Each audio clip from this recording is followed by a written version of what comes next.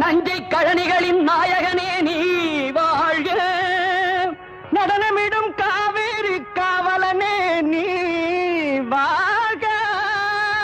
தஞ்சமென வருவோர்க்கு தஞ்சம் வழங்குகின்ற தஞ்சை பெருவுடைய தலைவனே நீ வாழ்க. பெஞ்சமரில் வெற்றி கண்டு அஞ்சலிக்கும் மக்களுக்கோர் பின்னுயர் பெரிய கோயில் தந்த வீரராஜரா